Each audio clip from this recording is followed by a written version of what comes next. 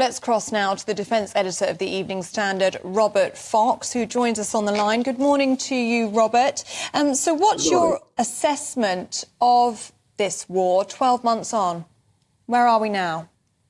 Well, it's been an amazing survival story for Ukraine, and the mighty Russian war machine has not performed as expected because, as you say, casualties have been quite extraordinarily high.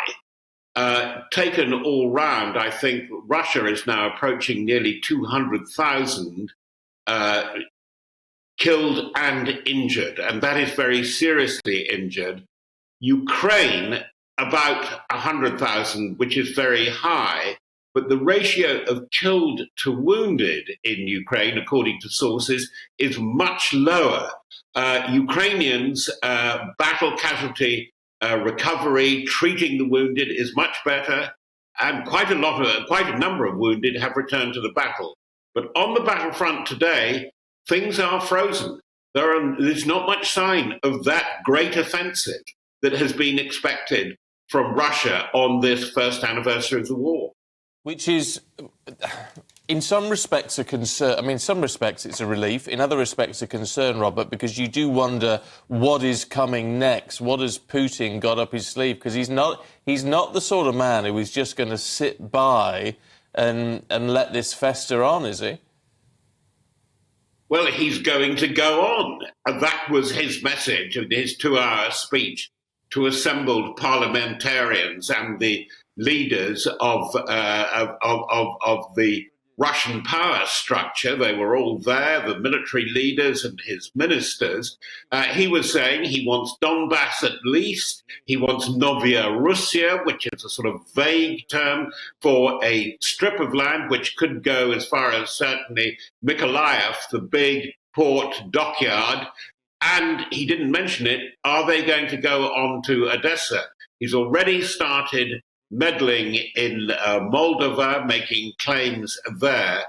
What I'm saying is he going to try and cut Ukraine off from the sea, from the Black Sea? That is a very serious strategic situation, and anybody that is an ally of Ukraine cannot tolerate that. This is why this war is serious. It's a regional war. It's got global ramifications, as you say, but there is always the danger with Putin, as you rightly say, is that he could up the ante and it could spill over. It could spill over, I think, more likely by accident rather than intention, but it is still a very, very high risk. And what Putin has done is he's put on the Western allies a real test. Are you really going to stick this one out? How long are your peoples going to go on? I'm gathering support in the South, as it's called, the global South, in the Gulf, in Africa, and way down, he was naming his two great regional allies in his speech, India and Iran. He's going to go on, cost what it may to the Russian economy, and it's costing an awful lot. How concerned are you about relations between Russia and China or Russia and Iran, and especially in terms of funding and aid from those countries to Russia? Will we be seeing that? Well, Iran is a very difficult proposition because it's now a prime armourer of Russia, particularly in drones and possibly in missiles, cruise missiles and other equipment. And we've seen signs of a really big acquisition, further acquisitions from Iran. China is the clue to what happens next as to whether there will be any kind of negotiation or peace talk.